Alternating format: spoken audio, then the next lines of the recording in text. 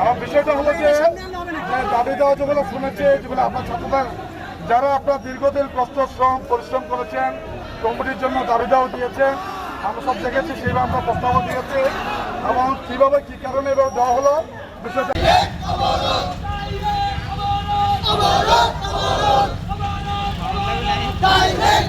এখানে ছেলেপেলেরা তো অনেক ছেলেপেলে রাস্তা ব্লক করে রাখছে।